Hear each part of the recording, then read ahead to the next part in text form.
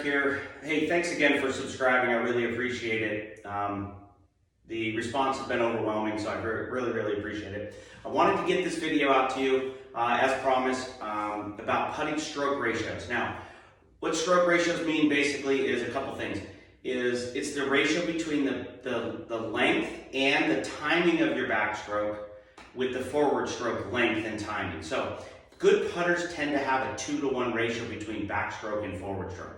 So for instance, the average putting stroke on the PGA Tour probably moves or happens in about 1 second. So the backstrokes tend to be about 0.6 seconds on the backstroke and about 0.3 seconds going forward, which would give you a 2-to-1 ratio. Everybody's just a teeny bit different, but that 2-to-1 ratio is a standard out there. And the reason it's important is for good speed control. So if you're struggling with good speed control, this drill that I'm about to give you, and this is how I train at the beginning for stroke ratios and teaching somebody how to learn tempo.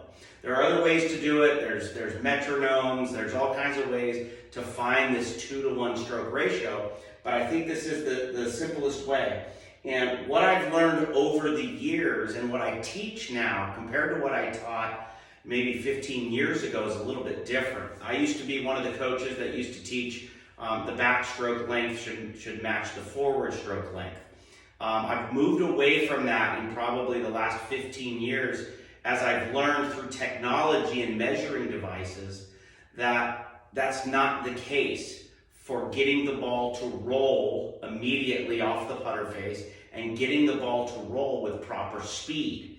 It has to do with the way the ratios are in the backstroke in terms of length and forward stroke that gives us proper acceleration and deceleration at impact. And what's happening at impact is a little bit different than what I thought it was prior to technology. So what I have set up here is here's how I like to train it. And remember, greens are going to be different, but on a standard putting green, about 10 measuring on the Stimpmeter, you're going to be able to find, what I do is I go out and I find the flattest putt possible, and I actually have an electronic level that I use to find a flat putt. I want my training to be exact, or as exact as I can get it. So I find a 6-foot flat putt, I measure it. This will measure the percent of slope. I lay it in between the ball and the hole, and I find I get that percentage of slope as close to zero, if not zero, as I can. Then I know for a fact that my ball is rolling, or my student's ball is rolling on a straight line flat putt. We have a few of those at the training center where I coach, and it's nice that they've actually been built into the putting surface on a real green, so I know exactly where a zero slope is. I confirm it with my level, and then I know that when we get to the training, anything that moves left, right is probably face related. Anything that is short and long, we can work on stroke ratios here at the ball. So I have a 6-foot putt set up here. You can't see the end here, but I've got on my well putt map, I've got the hole, and I've got that hole is about 6 feet away from this ball here. Now, here's what I do. What we've learned from technology and data, when balls are struck with a putter, that the ratio between the backstroke and the forward stroke will be about 70% and precisely about 0.69 the length of the backstroke. So for a 6-foot putt, what I've learned over the years is that for a 6-foot flat putt on about a 10 Stimpmeter green, the putter head should move back about 6 inches. So I've measured with my tape measure here. Back of the ball, I've measured about 6 inches, and the box is about 1 inch wide, so I give myself a little bit of room. All right, and then for 70% of that, I measure forward about 4.5 to 5 inches. So I think technically it's about 4.7 inches forward. So now, it sounds like a lot. It sounds like, okay, wait a minute, I gotta take a tape measure out. But you'll be surprised the more you practice this, what we're about to do, the better the pace of your stroke gets and the better the speed of your ball. Okay, I was taught for years and years that putting stroke is like a pendulum. And a pendulum just swinging back and forth. So the definition of a pendulum, it actually will swing back as far as it swings forward, which makes sense. But if you talk in terms of acceleration of a pendulum, where does a pendulum, if this is a pendulum and the putter is swinging on a pendulum, where is the pendulum accelerating at its fastest point? And I think if you Google it, you're going to find out that a pendulum will accelerate at the lowest point in the arc. So at the bottom of the arc, where the putter reaches level, it's accelerating its fastest. So I started to think, if that's the case, and my putter is swinging in a pendulum, then when is it decelerating into the ball? If it accelerates back where I started at the bottom of the arc, does that mean that it's decelerating as it moves into the ball? And the more I practiced it that way with that deceleration feel, almost like a popping stroke, the better my putting stroke became, the better control I had of my speed.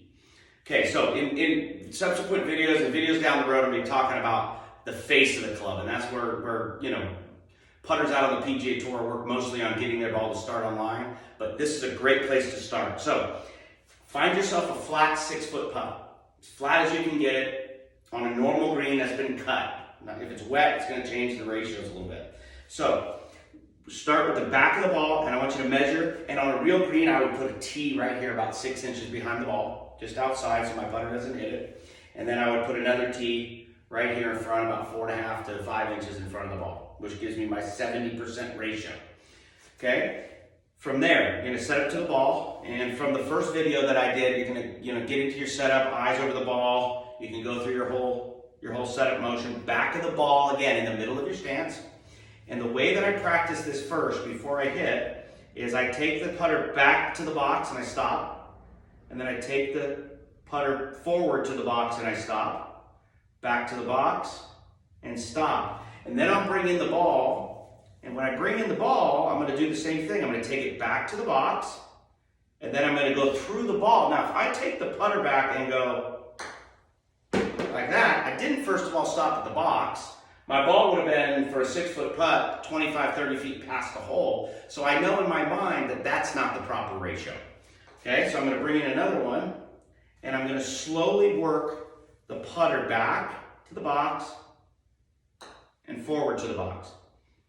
Okay, that ran right over the hole and ended up about probably 5 or 6 inches past the hole. Decent, but I'd like that to have a little bit better speed to it. Okay, we'd like that ball to finish about 12, 15. I think the standard you'll hear from most coaches is a good struck putt's going to end up, if you miss it, 12 to 18 inches past the hole. Great, has a chance to go in. But that one easily could have come up very short. So I'm going to do it again. I'm going to come back to my 6-inch point, follow through. Okay, that to me was perfect 2 to 1 stroke ratio.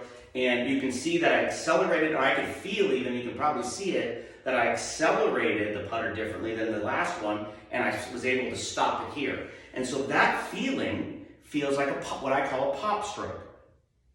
Boom, boom, boom, boom, just like that. Now I'm going to start the next 3 balls. I'm going to go ahead and start hitting without stopping at the box, and I'm going to try to repeat this 6 inches, 4.5, 6 inches, 4.5. And I'm going to try to maintain that tempo. If you come up short, something was wrong. If you go long, something was wrong. So this 70% ratio forward is going to apply even as you get to longer putts. So I'm going to go back to the box and then try to stop forward. Perfect putt. Okay, one more. Back to the box. I've used measuring devices like Blast, Motion with my students and my TrackMan to measure this data that tells me that stroke, I've done it so many times that I know that those last 3 putts that I hit were perfectly 2 to 1 stroke ratio, or at least very, very close to it. And if I can putt like that, I'm going to have control of the speed of my putts. And remember, speed is important not just for long lag putting. Speed is important for short putts as well. Sometimes you'll miss putts left and right on a slight breaking putt, and it could be because of speed, not because you missed your line or you misread it. So we've got to make sure we can identify what that is. So again, I'm going to go back to the box, and stop. Perfect ratio.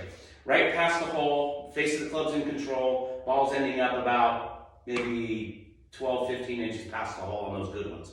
Okay, now, so you take this and maybe 15 to 20 minutes every time you go to practice. If you're gonna go practice for an hour, maybe hit some balls, work on your wedges a little bit, and then get to the putting green. You don't have to spend hours and hours a day on this, but if you went for an hour 3 times a week and you spent 20 minutes doing this, you'll start to get a feel for the stroke ratio. You're gonna have some that come up short, you're gonna have some that come up long, but as long as you keep practicing it on a flat 6-foot putt, you can carry this over to longer putts. Now, here's the key.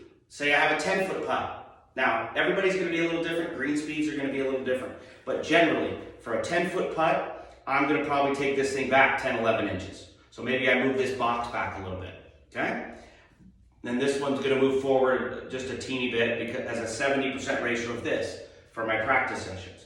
And when I take the putter back, I'm gonna go to there. The feeling of stopping here is exactly the same for that putt as it was for the 6-foot putt. And that is what stroke ratios do. So the tempo of the stroke, the 1, 2, 1, 2, 1, 2, is exactly the same for a 4-foot putt as it is for a 6, an 8, a 12, a 20, a 40, a 60-foot putt. The length of the stroke changes. So in your mind on the golf course, you have to decide how far back do I need to take it, but that feeling and that tempo is going to feel exactly the same no matter how long the putt is. That's when you're going to become a really, really good putter, when you have control of your ratios, which gives you control of the speed. All right, guys, thanks again for subscribing. Tell your friends. I'd love to have more subscribers, obviously, and as I start to grow the subscription, I'm going to start getting into live sessions, and we'll have to time that out for everybody in all the different time zones, but I'm going to go ahead and start doing some live stuff down the road. But thanks again, and this is Coach Eric. Any questions as a subscriber, please message me, and I'd love to help you with your game.